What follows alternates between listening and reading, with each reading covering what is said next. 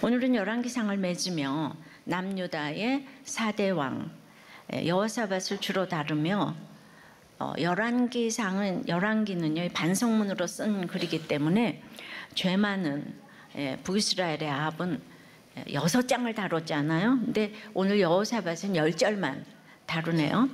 역대기는 하나님 나라의 족보를 다뤘기 때문에 역대기에는 여호사밧 얘기가 17장부터 이제 4장이나 이렇게 나오고 있어요. 그래서 그 반성문인 이 열왕기를 보면서 북이스라엘의 이제 아합의 아들 8대 왕 아시아는 다룬다고까지 할 건 없고요. 그래서 오늘 여호와 앞에서 선한 왕과 악한 왕은, 선한 리더십과 악한 리더십은 어떻게 다른지를 보겠습니다. 첫째로 여호와 앞에서 선한 왕 여호사밧을 5가지로 이제 보겠습니다. 이렇게 선한 왕 되려면 첫째로 믿음의 부모가 중요합니다. 왕이라고 했지만 리더십이라고 보면 되겠죠. 41절부터입니다. 이스라엘의 아합 왕 제4년에 아사의 아들 여호사밧이 유다의 왕이 되니 여호사밧이 왕이 될 때에 나이가 35세라 예루살렘에서 25년 동안 다스리니라. 그의 어머니의 이름은 아수바라 실히의 딸이더라. 여호와가 심판하신다라는 뜻의 재판관처럼 여호사밧은 공적과 과오가 정확하게 기록되었어요. 히스기야 요시야 왕과 더불어 3대 형군 가운데 한 사람입니다. 이 사람이 왜 형군일까요? 역대하에도 이 병행 본문이 나오는데 역대하는 이래 바로 전 구절에 20장 29절 30절에 이방 모든 나라가 하나님을 두려워함으로 여호사밧의 나라가 태평하였으니 이는 그의 하나님이 사방에서 그들에게 평강을 주셨음이더라. 그러니까 이런 평강을 누리게 된 것은 여호사밧의 정치 군사력이 아니고 오직 하나님께서 사방의 나라를 두렵게 함으로 이제 그 두렵게 하신 그 하나님의 능력이라는 것입니다. 그러므로 여호사밧이 하나님의 대리 통치자라는 것을 한시도 잊지 말라는 거고 또 잊지 않았다는 거예요. 그럼 어떻게 그걸 잊지 않을 수가 있죠? 남유다 왕이 새로 등극할 때는 마치 공식처럼 그 어머니 모친의 이름이 나오죠. 가족관계가 소개돼요. 근데 반면에 하나님의 약속과 상관없이 폭력과 이제 살인을 통해서 왕이 계승이 이어지고 있는 북이스라엘은 공식처럼 또 어머니 이름이 전혀 안 나오고 있어요. 그래서 그 믿음은 가족이, 특히 부모가 또 어머니가 중요하다는 것을 이렇게 다시 보여줍니다. 이 얘기는 여호사밧이 아합과 똑같이 왕의 자녀로 또 이렇게 왕이 됐잖아요. 환경이 똑같은데 왜 여호사밧은 믿음이 좋을까? 보니까 오늘 말씀은 그 외가 쪽이 굉장히 중요한 역할을 한 것 같아요. 그의 아버지 실히는 왜 이름이 나왔을까를 또 아버지 이름까지 나왔잖아요. 그 외할아버지 이름까지. 그 아버지 실히는 창 던지는 자라는 뜻이에요. 이로 보아서 여호사밧의 외할아버지는 당시 이름이 나 있는 무인 가문 출신이었던 것으로 추측이 됩니다.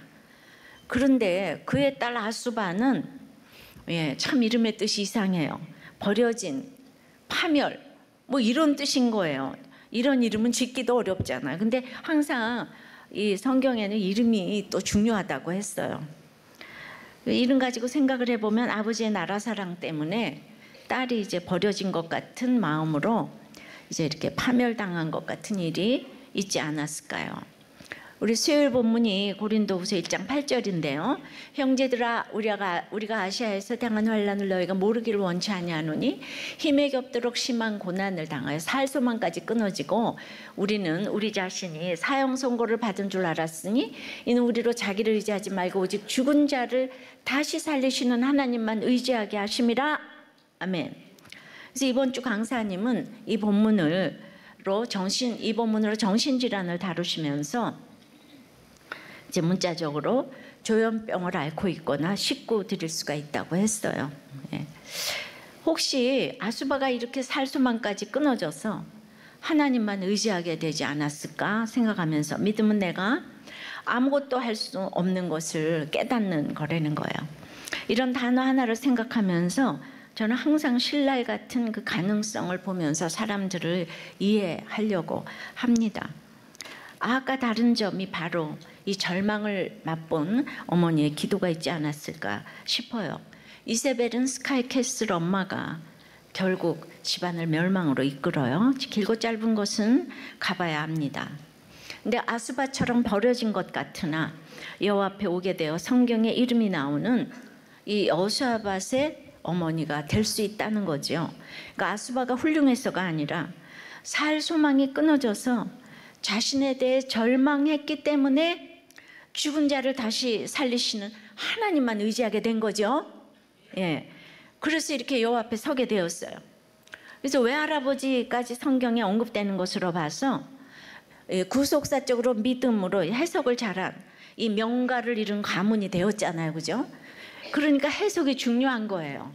예, 아주 살 소망까지 끊어지고 버려지고 파멸당한 것 같은 아수바가 3대 성군 여호사밧의 엄마가 됐다고요. 여러분들도 오늘 이제 적용을 좀 해보세요. 여호와 앞에 서기 위해 나는 어떤 부모인가요? 스카이캐슬의 이세벨인가요?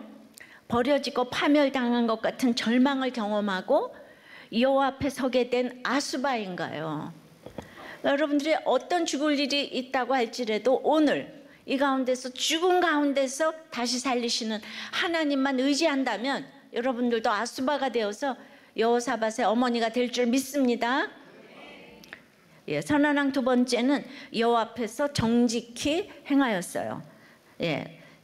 여호사밧이 43절 그의 아버지 아사의 모든 길로 행하며 돌이키지 아니하고 여호와 앞에서 정직히 행하였으나, 그러니까 여호와 앞에서 이 행하는 것과 정직을 행하는 것 지금 이제 같다고 하세요. 여기서 정직히는 구체적인 대상을 지시하는 정관사가 붙어서 하나님이 지시하신 구체적인 규례를 따라 좌로나 우로나 치우치지 않고 인생길을 똑바로 걸어가는 것을 뜻합니다.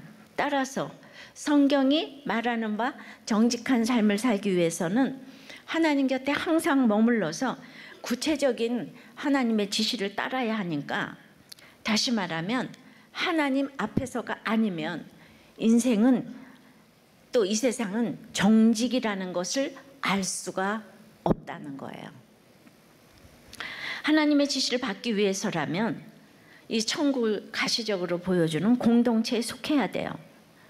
그러니까 여호와 앞에서가 구체적으로 다가오지 않는다면 내가 속한 예배 공동체 앞에서 또 예수 믿는 식구들 앞에서 내가 어떻게 살고 있나를 생각해 보세요.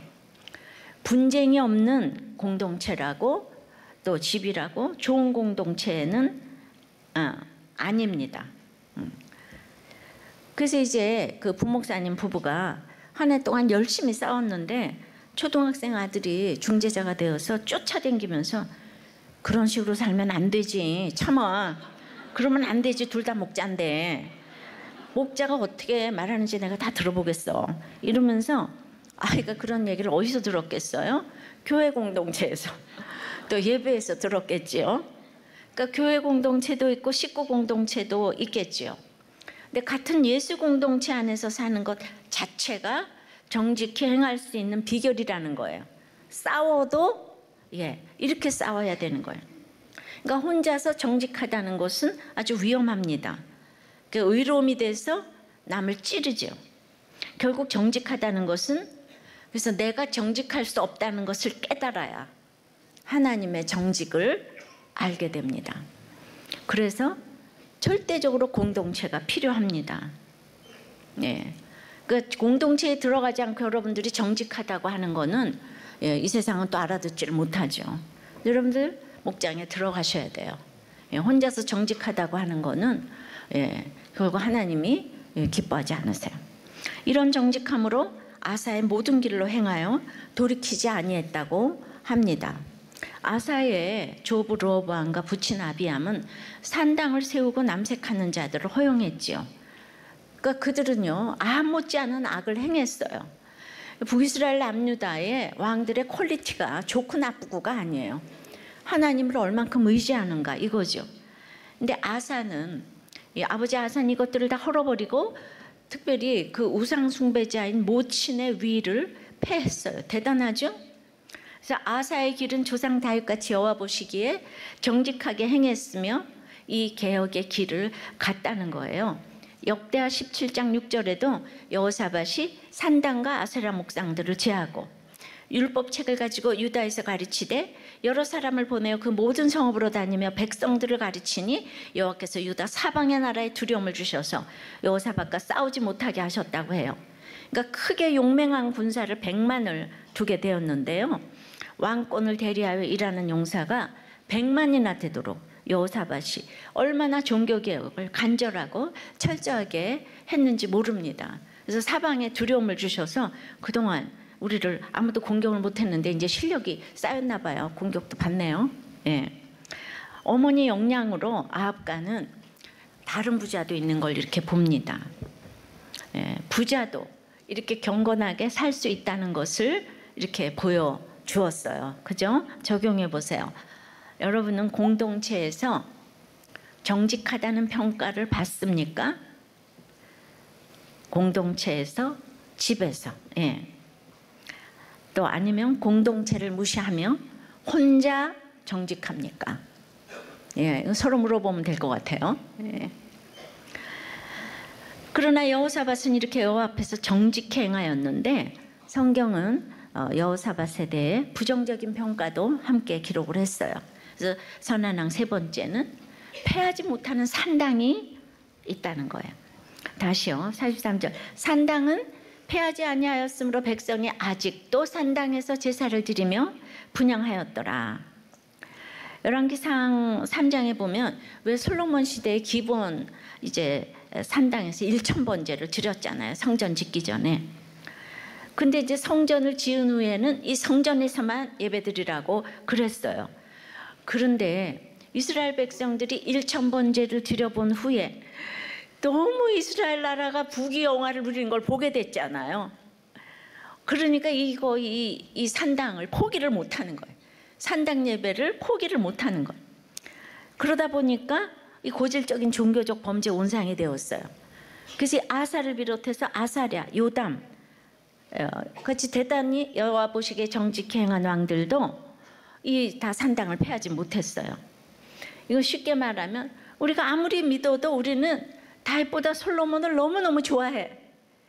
솔로몬 죄가 솔로몬 은행. 그러니까 그냥 솔로몬이란 이름만 써도 돈이 들어올 것 같아. 그러니까 제가 4대째 모태신앙인데 우리 아들을 낳으면서 솔로몬 같은 아들이 되게 해달라고. 그러니까 그게 몇천 년이 지난 후도 이렇게 맹위를 떨치는 거예요. 그러니까 유다보다는 우리가 요셉을 너무나 좋아하는 거 마찬가지인 거예요. 이게 패할 자가 없어요. 그 백성들에게 침투에는 인본적이고 기복적인 지금으로 말하면은 이제 막 급할 때는 하나님만 부르짖다가 조금 먹고 살만 하면은 우리는 필요한 게 많잖아요. 이게 다양성을 추구한다 그러죠. 예, 그래서 좀 잘 먹고 잘 살게 되면 이렇게 포스트 모더니즘의 시대가 되는 거예요. 예, 예외가 없어서 우리도 포스트 모더니즘의 사상이 지금 그냥 막 노도와 같이 들어오고 있는 거예요. 그러니까 눈에 보이는 산당을 제거하는 것은 본질적인 종교개혁이 아닌 거죠. 끊임없이 현실 속에서 안주하고자 하는 것이고 이제 이렇게 솔로몬같이 요셉처럼 총리도 되고 부자도 되고 여자도 많이 얻고 이런 게 너무 이제 부러운 거예요. 그러니까 이런 것들이 이방 풍속을 따르는 것인데 여호사밧이 그 산당을 종교개혁을 하다가 절반의 성공으로 개혁이 철저하다고 할 수가 없었던 것이죠. 근데 아버지 아사의 길로 개혁하는 것을 지금 돌이키지 않았다 그랬잖아요. 근데 그것도 맞아요. 근데 산당을 또 패하지 않았다 해서 돌이키지 않았다와 패하지 않았다는요, 사실은 언어는 같은 동사예요. 그러니까 같은 동사를 사용해 가지고 이제 여호사밧이 여호와를 떠나지 않았지만 그럼에도 불구하고 그 우상 숭배의 온상인 산당을 패하지 않았음이 같은 비중이라는 거예요. 그러니까 그만큼 내가 여호와께로부터 떠나지 않고 그 아버지가 한 개혁을 돌이키지 않으려고 애를 써도 그 돌이키지 않는 것만큼 산당 예배를 폐하기가 너무 어렵다는 거예요. 이해가 되세요? 그러니까 왜 이렇게 기복을 좋아하는가? 이게 본성이래서, 본능이 가르치는, 노력하지 않아도 그냥 저절로 이 산당 예배를 이제 드린다는 거죠. 그러니까 뭘 개혁한다는 거는 너무너무 힘든 거예요. 제가 이제 어떤 글을 읽었어요. 차별금지법을 찬성하는 사람들이 그들의 언어를 그대로 쓰면 차별금지법을 반대하는 이 개독 중에 주요한 대형교회 목사들 신상을 털어야 한다. 지금 어떤 그 후보를 터는 것처럼 털면 나는 먼지안날 사람이 없다고 생각한다. 그것을 이슈화시켜야 차별금지법을 통과시킬 수가 있다는 전략을 읽었어요. 읽는 순간 저는 이제 먼지가 너무 많이 날 것이라서 걱정이 막 너무 되는 게, 그러니까 이제 먼지 나면은 저 미리 다 말했습니다. 먼지 날 때 너무 놀라지 마시고, 그리고 먼지가 나면 물을 좀 많이 뿌려주세요. 그러니까 이렇게 적은 것이라도 개혁을 한다는 거는 너무 어려운 거예요. 그러니까 뜨신 밥 먹고 뭐 하려고 있다는 얘기를 하겠어요. 그러니까 이 정말 폐한다, 산당을 폐한다는 게 너무, 이 포스트 모더니즘에 이런 모든 것들을 폐한다는 거는, 그러니까 이 왕들이 다 못하잖아, 이거를. 특별한 왕들만 하잖아요. 그러니까 특별한 왕도 아닌데 전 미리미리 다 그런 얘기를 늘 했었는데 왜 요새 갑자기 그러는지 저도 잘 모르겠어요. 여자라고 무시하다가 갑자기 지금 쳐다도 안 보다가 이제 이러는가. 오랜 관행이 너무 많이 있을 거예요. 회사에서 직급별로 하청업체에서 받는 것이 관행이라면 그 나 혼자서 안 받아서 되는 것이 아니고 받아서 상납을 또 해야 되고 나도 아랫사람에게 이제 받아야지만 하는 구조라면 나 혼자서 안 받는다고 해결될 일이 아니잖아요. 이게 악어의 사슬이라고, 그러니까 내가 하나님을 믿고 돌이키려고 하는 것과 이런 악어의 사슬들을 폐하는 것이 너무 똑같이 어렵다는 거예요. 그러니까 구속사가 바로 이거예요. 말씀으로 나를 개혁하고자 하지만은 내가 폐하지 못하는 것이 너무 많은 거예요. 그래가지고 날마다 회사를 가도 내가 선한 게 하나도 없어. 이걸 절감하는 거잖아요. 이게 바로 여호와 앞에서 선한 것이라는 거예요. 맨날 나는 뭐든지 할 수 있다가 아니라 여호사밧도 이 돌이키고 폐하는 게 너무 어렵다는데 그게 너무 절감이 되는 거예요. 그래서 정말 여러분들한테 좋은 얘기만 하고 이제 편안하게 살다가 그냥 천국 그래도 갈 건데 내가. 그냥 이게 보니까 막 너무 이게 다 성경은 항상 내 얘기인 거예요. 이해가 되십니까? 그러니까 여러분들의 회사 생활도 얼마나 힘든지 알아요. 마음은 원이로되 회사만 가면 어디서부터 계약해야 될지 감이 안 잡혀. 그러니까 막 흰소리 했다가 쫓겨나기도 하고 또 쫓겨나면 분하고 그냥. 내가 아무것도 할 수가 없어. 그러니까 이 폐하는 게 너무 어려운 거예요. 그러니까 교회만 오면 눈물이 나는 거예요. 너무 내가 하나님 뜻대로 못 살아가지고 나는 선한 게 하나도 없다. 이 생각 안 하겠어요? 근데 이게 어떻게 말로 그렇게 개혁이 되겠어요? 개혁이라는 게 바로 이런 거예요. 그렇게 정직히 행하였는데 폐하지 못하는 산당이 있는 거예요. 적용해 보세요. 내가 나를 개혁하고 돌이키고자 하지만 그 나를 폐하지 못하는 그만큼의 그 산당은 무엇입니까? 관행이라고 포기하는 것은 무엇입니까? 그러니까 그냥 이렇게 다 그 목사님은 강단에서 설교만 하지 뭘 알겠는가? 뭘 알겠어요, 제가. 그래도 그냥 또 이렇게 얘기하는 거죠, 뭐. 몰라도 또 얘기하는 거죠, 뭐. 그래서 선한왕 네 번째는 산당을 폐하지 못하니까 이게 치명적인 실수를 이제 했어요. 44절에요. 이스라엘 왕으로 더불어 평화하니라. 주님은 내가 화평을 주러 온 줄로 생각 마라. 고음을 주러 왔노라. 화평이 항상 좋은 것은 아닙니다. 남북은 그동안 르호보암 예, 남쪽에 르호보암과 여로보암, 아비안과 여로보암, 아사와 바아사 사이에 일평생, 일세 계속 전쟁이 계속됐었잖아요. 그런데 이 여호사밧과 아합에 의해서 그 일시적으로 평화적 관계가 수립되었으니까 이거 정치 얼마나 잘한 겁니까? 지금이라면 노벨 평화상을 양쪽에 줘야 될 일 아니겠습니까? 그때가 이제 여호사밧이 종교개혁을 하면서 율법으로 100만 대군을 길러내니까 여기까지 좋았는데, 이때가 남북이 모두 부귀영화가 극에 달한 시기였어요. 그런데 여호사밧도 그 환경에 가니까 예외가 없네요. 그러니까 바로 이후에 역대하 18장 1절에 여호사밧이 부귀와 영광을 크게 떨쳤고 극에 달하니까 아합 가문과 혼인함으로 인척 관계를 맺었더라 나오잖아요, 그죠? 군사적 경제적 이유로 결혼 동맹을 맺은 거예요. 이 정략 결혼은 아람과의 불필요한 전쟁에 휘말리게 되었고요. 전적인 은혜로 여호사밧은 길르앗 라못 전투에서 아합은 죽었잖아요. 근데 자신은 남쪽 방언으로 소리를 질러가지고 주인 해가지고 구사일생으로 살아났잖아요, 그죠? 좋은 사람은 남쪽 사람이에요.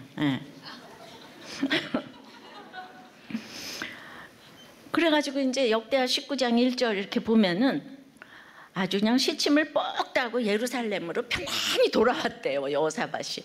그러니까 그냥 그 선지자 예후가 말이야, 하나님 아들 예후가 나가가지고 왕이 악한 자를 돕는 것과 여호와를 미워하는 자를 돕는 것이 가나이까 하면서 막 진노가 임할 거라고 하면서, 그래도 왕이 아세라 목상들을 없이 하고 마음으로 기울여 하나님을 찾았기에 그것은 선한 일로 보겠다. 이제 두 가지 얘기를 다 했습니다.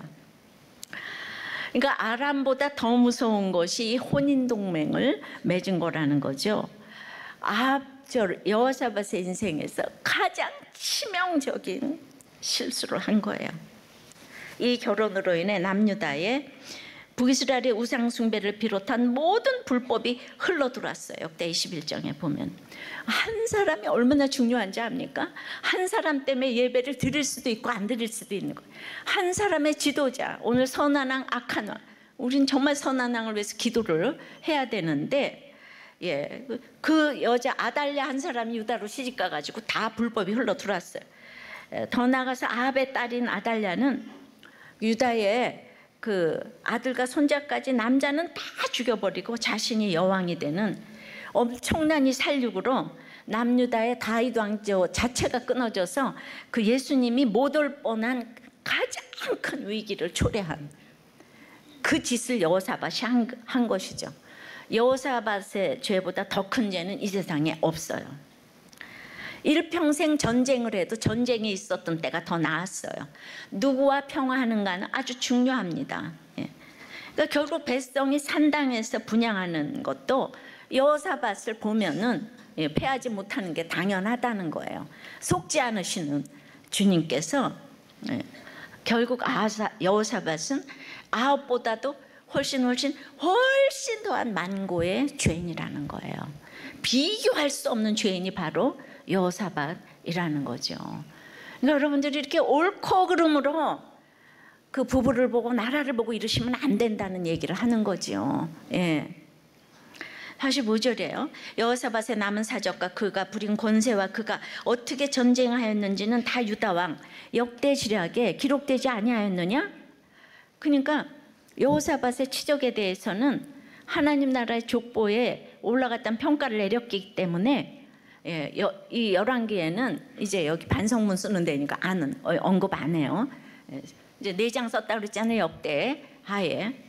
그러니까 이제 그 여호사밧은 신앙 부흥운동을 일으켰고 말씀 운동을 일으켰고 100만 대군을 만들었고 전국의 재판제도와 조직을 정비한 아주 성군이에요. 근데 여기 특히 그가 부린 권세라는 얘기가 나오는 거예요. 45절에. 이 권세로 전쟁을 했대요. 구약 성경에서 총 63에 나오는 이 단어는 하나님의 그 권세를 얘기할 때도 사용된 단어거든요.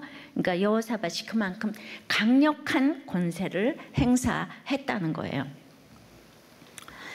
이제 이 절대 권력에 대해서 보면은 이 절대 권력은 오히려 왕으로 하여금 여호와에게서 멀어지게 하고 백성들을 탄압하는 부정적인 측면을 다분히 지니고 있어요. 그런데 하나님을 대리하는 여기 왕에게도 절대 권력이 또 있어야 돼요. 근데 이 전쟁한 거를 부각시킨 이유는 이 절대 권력으로 미가야 선지자의 경고를 무시하고 아합과 동맹해서 아람과 전쟁을 하다가 죽을 뻔했잖아요. 이 절대 권력으로 선지자를 쫙 무시하다. 그런데 그 다음에 회개하고 나서 또 절대 권력으로 오직 여호와만을 의지함으로 모압과 암몬을 정벌을 했거든요. 그 다음에는. 그러니까 똑같은 전쟁 같지만은 이 절대 권력을 가지고 정말 가장 선하게 쓰면 최고가 된다는 거. 두바이, 이 세상의 최고의 리더십은 이타적인 독재자라고 얘기를 하잖아요. 두바이에 왕 이름 있잖아요. 두바이 그 왕이 10년 안에 세계 최고의 빌딩들을 다 지어놓은 거는 오늘 왕이 지라 그러면 뚝딱뚝딱 지어지거든요. 그 우리 지려면은 3년여를 이제 회의해가지고 여기저기 다 이제 이렇게 허가받고 하려면은 이제 그러니까 민주주의가 늘 이렇게 옳은 게 아니에요. 그러니까 똑같은 전쟁 같지만은 그 하나님 나라에 이 절대 권력을 하나님께서 주실 때는 백성을 위해서 쓰라고 절대 권력을 주는데 그게 조금 잘못되면은 저렇게 가서 하나님 사랑하시니까 자기가 죽을 뻔한 거죠. 근데 여기도 이겼어요. 그러니까 오직 어떤 전쟁도 하나님이 그렇게 권력 뭘 주실 때는 전쟁의 주인이 오직 하나님이라는 거예요. 전쟁의 주인이 내가 되면 안 된다는 거예요. 그러니까 아합도 이기고 보니까 자기가 주인이 돼가지고 저렇게 죽었잖아요. 이거를 이제 정말 치우침 없이 균형 잡힌 시각을 가진다는 게 너무 힘든 것 같아요. 적용해 보세요. 일시적인 평화를 위해서 치명적으로 실수한 것은 무엇입니까? 혼인입니까? 동업입니까? 안 가야 할 이렇게 모임입니까? 선한 왕 5번째는 마지막 징계로 유턴하는 사람입니다. 그러니까 보통은 이제 45절에서 최종적 평가가 끝났잖아요. 여호사밧의 모든 사적은 역대지략에 기록되지 아니하였느냐. 그럼 이거 끝나야 되잖아요. 그런데 여기는 추신이 달렸어요. 여호사밧은 46절부터 9절까지 몇 가지가 더 추가하고 있는데 여호사밧이 선한 왕으로 자리매김할 수 있는 이유를 썼어요. 46절. 그가 그의 아버지 아사의 시대에 남아있던 남색하는 자들을 그 땅에서 쫓아내었더라. 그러니까 이게 또 이 영광에 달할 때 못하는 게 이 남색하는 자들 절대로 건드리지를 못한다는 거예요. 근데 인생이 끝난 것 같은데 마지막에 이걸 개혁을 했다는 거예요. 지금 아사가 여호사밧이. 이 남색하는 자는 카데시라는 이 말은 거룩하다는 말에서 유래되었는데 남색하는 자들이 우상 숭배자들의 입장에서는 거룩한 제사를 주관하기 때문이었어요. 그러니까 음란한 성행위가 우상 숭배자들에게는 거룩한 종교 예식이었다는 거예요. 그러니까 이 성경을 문자적으로 보고 동성애 퀴어 축제에서 그 검은 사제 옷을 입고 음란한 옷차림을 하면서 행진을 하는 그 사진 보셨잖아요. 그죠? 아세가 남색하는 자들은 그때까지 못 쫓아낸 것 같아요. 근데 이 일이 너무너무 힘든 일인데 결국 해냈다는 거예요. 그래서 여호사밧이 성군인 거예요. 그러니까 진짜 개혁하기 힘든 중에서 이 남색이 있는 거예요. 그러니까 지금 진짜 이 일을 하려면 목숨을 지금 내놔야 되는 건가 이 정도로. 47절부터 50절까지 보면은 그때 에돔에는 왕이 없고 섭정왕이 있었어요. 그러니까 여호사밧이 다시스의 선박을 제조하고 오빌로 금을 구하러 보내려 하였는데 그 배가 에시온 개발해서 파선해가지고 가지 못하게 되니까 아베 아들 아시아가 여호사밧에게 이르되 내 종으로 당신의 종과 함께 배에 가게 하라 하나 여호사밧이 다 같이 허락하지 아니하였더라. 여호사밧이 그의 조상들과 함께 자매 그의 조상 다윗성에 그의 조상들과 함께 장사되고 그의 아들 여호람이 대신하여 왕이 되니라. 에돔은요 에사의 두 아들 중 하나인 야곱의 형 에서의 별명이었어요. 아다시피 아브라함의 후손이지만 약속의 자손과는 상관없는 그곳에서 여호사밧은 그 솔로몬 시대의 영광을 되찾기 위해서 이 솔로몬이 산당 예배에 완전히 그 히로인은 지금 이제 솔로몬이죠. 솔로몬의 영광 그걸 되찾기 위해서 배를 만들었어요. 무역이 그때 성행했잖아요. 금을 구하려 했는데 그 배가 이제 에돔의 영토인 에시온 게벨에서 파선을 했어요.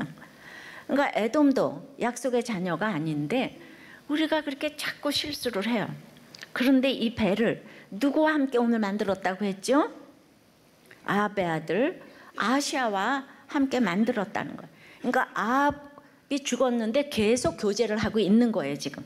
근데 역대하 19장 2절은 그 예후로부터 아합과의 교제도 엄청나게 질책을 받았잖아요. 그래서 이제 2차 개혁을 했는데요. 이 마지막 20장 37절에는요. 역대하 엘리에셀이 또 이거를 예언을 했어요. 경고를 했어요.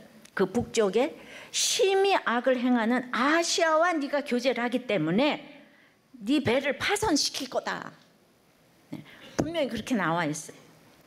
그렇게 경고를 받았는데도 사람은요 파손하기 전에는 돌이키지 않더라고요. 파손하기 전에, 망하기 전에는 안 돌이키더라고요. 자, 한 번 맺은 관계를 끝내기가 얼마나 힘든지 몰라요. 아시아가 아합의 아들이고 아합의 딸은 이제 여호사밧의 며느리잖아요. 그러니까 손자들도 다 서로 피가 섞이지 않았겠습니까? 그러니까 그가 개혁을 하면서도 어떻게 이걸 끊을 수가 있겠어요? 다 삼촌이고 뭐 고모고 막 다 이렇게 되잖아요. 이걸 보니까 여호사밧이 끊을 수 없었던 이유가 또 이해가 되는 거예요. 이게 너무 또 슬펐어요. 그래서 우린 주님의 은혜가 없이는 한시도 살 수가 없는 거예요. 그래서 이렇게 안 되는 게 있구나, 성군도.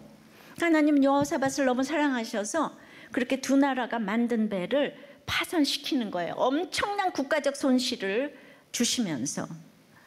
근데 이때 경고를 들었었잖아요. 들은 말을 여호사밧은 생각해내는 거죠. 사람들이 이렇게 손해를 안 보면 깨닫지를 못해요. 그러니까 이때 깨닫고 아시아가 다시 우리가 배를 만들어서 가자 그랬을 때 이걸 허락하지 않은 거예요. 마지막에 남색하는 자를 쫓고 부를 축적할 수 있는 기회를 딱 포기하고 악한 아시아와의 교제를 중단한 거예요. 이걸 이렇게 생각해 보니까 이게 중단한 게 얼마나 큰 일인지 아시겠죠? 예, 자기 딸이 지금 가서 시집가 있는데 지금 이제 그 아합의 딸을 데려왔잖아요. 자기 며느리 아니. 거기 다 손주들이 있는데 그거 어떻게 끊겠어요? 더군다나 왕인데. 바로 이 점이 마지막에 선한 왕으로 남게 된 최고의 비결입니다. 인생은요 여호사밧의 이 땅에서의 마지막 기록이 49절이에요. 허락하지 아니하였더라. 아까 45절 전까지는 이 땅으로 평화하였더라로 해서 정말 그렇게 해서 끝날 뻔했는데 이거 평화한 거를 끊었다는 거잖아요. 인생은 마지막이 중요해요. 여호사밧은 돌이켰다는 것이 결론이에요. 그래서 다윗성에 장사되었고 축복이었어요. 저는 생각할수록 남편의 마지막이 축복이라는 생각이 드는데 저도 그렇게 갈 수 있기를 그냥 간절히 기도하고 있어요. 우리는 돌이키기가 어려워요. 정말 어려워요. 사과 한번 하기도 어려워요. 미안하다고 한번 하기도 어려워요. 잘못했으면 돌이켜야 하는데 이 돌이키는 것이 죽은 자를 살리는 것보다 어려운 일이에요. 그게 위대한 일이에요. 그래서 누구는 평생에 잘못했다는 얘기를 10번을 안 했다고 이제 그런 얘기도 들었는데 택자가 아니면 돌이키기 어렵습니다. 여호사밧은 택자이고 선한 왕으로 결론을 맺었어요. 여호사밧이 나라를 말아먹는 이 큰 실수를 했음에도 선한 왕으로 불리는 것은 바로 이 마지막이라도 돌이키고 회개했기 때문이에요. 그러니까 우리가 어떤 큰 범죄를 저지르고 얼굴을 들 수 없는 죄를 저질렀다 해도 회개만 하면 천국 백성이 됩니다. 다른 조건이 필요 없습니다. 여러분들의 죄가 아무리 큰다 한들 여호사밧의 죄보다 더 큰 죄는 없어요, 이 세상에. 의도했던 아니던 그의 죄는 하나님 나라를 끊어지게 할 그런 죄였어요. 실제적으로 이 아달랴가 와서 자기 아들들을 다 죽였어요. 손자들을 다 죽였어요. 그런데 이제 내가 죄인이라고 남색을 끊고 이 우상을 섬기는 아무리 내 친척 할아버지라도 아시아를 끊어야 되는 거예요. 거기에 쾌락이 있겠죠. 재물이 어른거리겠죠. 그런데 그냥 그 어마어마한 배가 말이죠. 그때 그 당시에는 그게 굉장한 그 손해였는데, 자, 적용해 보세요. 이제는 허락하지 않아야 될 교제 사건은 무엇입니까? 그로 인해 하나님이 애써 막아주신 일은 무엇입니까? 저는 이제 아무리 강조해도 지나치지 않는 게 13년 동안 제가 문박 출입을 못했는데 여러분들의 간증을 다 듣고 이러고 저러고 하면 제가 백도 없고 뭐도 없는데, 제가 직장이라도 나가고 학교라도 나갔으면은 저거는 1000% 이혼을 했고 그리고 다 망가졌을 것 같아요. 제가 뭘 특별한 게 있겠습니까? 여자들이 가는 길이 다 빤하잖아요. 근데 어떻게 나를 이렇게 그렇게 문박 출입을 못하게 했을까? 정말 그건 하나님의 진짜 흠없는 완벽하신 성실하신 세팅이었다고 생각이 되는 거예요. 제가 그냥 나도 여러분들 환경이었으면 꼭 다 그렇게 당했을 것 같은 거예요. 난 얘기할 때마다 나는 안 당했어. 나도 내가 꼭 저렇게 당했어야 되는데 그 생각이 너무 들어요. 그러니까 나도 내가 아합이라도 그랬을 것 같아. 여호사밧이라도 그런 마음이 드는 게 구속사적인 그거잖아요, 그죠? 생각해 보니까 정말 하나님이 나를 막아주신 거예요. 애써 막아주신 거예요. 그렇게 강력한 것이 아니었으면 저는 이제 나갔겠죠. 자, 이제 이렇게 5개로 왜 선한 왕인가를 해봤어요. 두 번째는 요 앞에서 악한 왕 아하시아에는 별로 뭐 거리도 한 3절로 끝나니까요. 51절 유다의 여호사밧 왕 17년에 아합의 아들 아하시아가 사마리아에서 이스라엘의 왕이 되어 2년 동안 이스라엘을 다스리니라. 그가 여호와 앞에서 악을 행하여 그의 아버지의 길과 그의 어머니의 길과 이스라엘에게 범죄하게 한 느밧의 아들 여로보암의 길로 행하며 바알을 섬겨 그에게 예배하여 이스라엘의 하나님 여호와를 노하시게 하기를 그의 아버지 온갖 행위같이 하였더라. 그래서 이제 아하시아가 지금 보니까 아버지의 길, 어머니의 길, 여로보암의 길대로 악을 행했대요. 근데 그 길은 바알을 숭배하고 하나님을 노하시게 하기를 아버지의 온갖 행위같이 하였대요. 이게 아하시아의 전체 코멘트예요. 여호사밧은 치욕도 많고 실수도 많고 실패도 많지만은 선한 왕이라고 칭함받는데, 아하시아는 조상의 말도 잘 듣고 아버지, 엄마 말 잘 듣는, 조상신을 너무도 잘 섬기는 착한 어린이여요. 안 그래요? 사건이 하나도 없어요. 아하시아가 자발적으로 바알에게 엎드려 절함으로, 바알의 맨 끝은 돈이라고 그랬어요. 소유하다 이런 뜻이 있다 그랬잖아요. 주인이나 왕처럼 그 바알을 떠받들었음을 나타내요. 그러니까 죄책감도 없이 고의적이고 자기가 죄인이라는 걸 모르기 때문에 여호와의 진노를 산다는 거는요, 그냥 이런 거예요. 그것이 여호와 앞에서 정직히 행한 것이 아니기 때문에 결국 이렇게 살다가 비참한 죽음을 맞이합니다. 이런 거 1장 보면은. 그도 공동체가 있어요. 교회를 안 다니는 게 아니에요. 근데 예수 공동체가 아닌 바알 공동체예요. 싸워도 예수 공동체여야 정직한 것을 가르쳐 줄 텐데, 조상은 금송아지를 섬기는 여로보암이고 아버지는 아합이고 어머니는 이세벨이고 누이는 아달랴, 최고의 로얄 패밀리지만 정직을 가르쳐줄 공동체는 아닌 거예요. 천국이 가시적으로 보여지는 공동체는 바로 예수 공동체인데 교회를 나간다고 다 예수 공동체는 아니라는 거예요. 너무나 바알 공동체도 많다는 거죠. 그러니까 3, 4대의 저주가 바로 이런 걸 의미해요.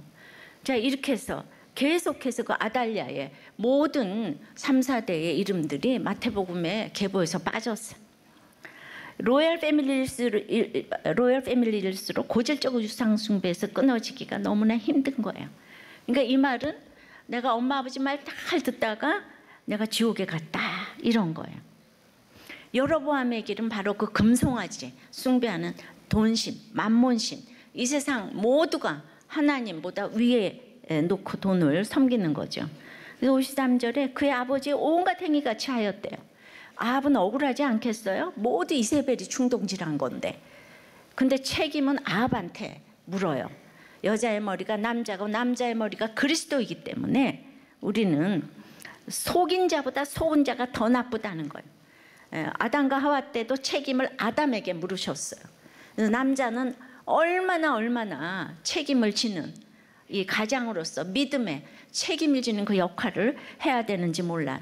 우리 아내가 그랬다 어쨌다, 결정은 또 여러분 이 땅에서 이렇게 역할을 또 주셨어요. 이처럼 성도는 누구의 말을 듣고 누구를 따라가느냐에 따라 삶의 마지막 날 여호와 앞에서 그 평가가 달라집니다.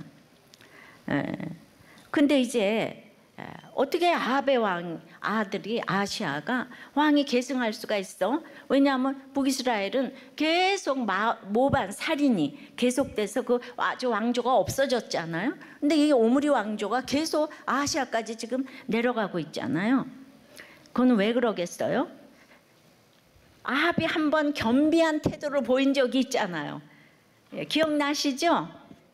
그때 네 죄를 다음 시대로 유보하겠다고. 그러니까 하나님은 조금이라도 회개하는 거를 그렇게 기뻐하시고, 아합이 잘나서가 아니라 이제 정말 그냥 이스라엘을 위하여서 아합 가문이 경고한 것이 아니라 용서할 수 없는 악행에도 불구하고 이스라엘 나라를 위해서 약속하신 바를 이루는 하나님의 열심으로 아시아가 왕이 됐지만 딱 2년밖에 안 하는 거예요. 2년.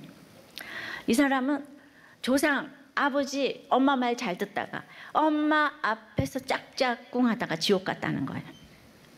정말 말 잘 듣다가 지옥 갔어요. 이렇게 우리가 한 절씩 읽어가면 가치관이 달라지는 거예요. 성경을 순서대로 읽으면 하나님이 우리를 설득시키는 게 있어요. 그러니까 굉장히 해석이 많이 돼요. 근데 북이스라엘은 말씀이 없어요. 그러니까 우리가 이세벨처럼 임금 딸을 그렇게 좋아하고 부잣집 딸을 그렇게 좋아하고 하나님을 믿는 거를 허투루 여기고 이제 그러는 거죠. 그래서 이제 정말 여호와 앞에서 악한 이 아시아 집 같은 그 집안 이야기를 하나 좀 들려드릴게요. 이 나눔에서 본 거예요. 회사 창업주가 집안이 풍지박살이 났다는 소식을 들었대요. 이제 암으로 작년에 작고하셨는데 처음에는 그분의 뭐 삼촌이 목사님이어서 예배도 드렸대요. 근데 몇 달 안 있어서 더 이상 교회 안 나가겠다고 한 거는 목사이신 삼촌이 날마다 헌금을 강요한다고. 교회는 돈이다. 그래서 이제 안 나갔다는 거예요. 그래서 결국 이분은 조강지처를 버리고 회사 여직원과 이렇게 재혼을 했는데 회사 상장 이후에 그 직원들에게 주기로 약속한 주식까지 다 챙겨서 이제 상장할 때 245개 회사를 팔고 갔다는 거예요. 근데 자기는 그 돈으로 과연 자식들이 잘 살까 굉장히 궁금했다는 거예요. 결국 들려온 소식에 따르면 그분의 딸은 재산을 보고 미국으로 시집을 갔는데 집안이 풍비박살이 나니까 이혼을 했다네요. 또 아들은 아버지의 재산을 지키려고 미국에 있던 애인과도 이제 헤어지고 돌아왔는데 그 재혼 여인 그 여직원은 회사 명의를 이 아들에게 넘겨주는 대신에 대출을 일으켜서 돈은 다 챙겨가고 회사는 빚더미에 내몰리게 된 거예요. 그러니까 이제 그 홀 시어머니도 집 사드린다고 결국은 그 여자가 자기 명의로 해서 그 돈까지 다 빼서 사라졌기 때문에 결국 아들은 빚더미에 나앉고 그 어머니는 거리에 내쫓기게 되고 그래서 이제 이분이 나눔하기를 이 모든 것이 하나님의 공이라고 생각하면서도 그분이 아프시다고 할 때 제가 한 번도 찾아가지 못했는데 그때 큐티책을 들고 복음을 전하지 못한 것이 너무나 안타까움이라기보다는 쌤통이다라고 아내와 나누었다는 거예요. 그래서 저는 그분의 재산 240억이 어떻게 되었나가 더 궁금했다는 거예요.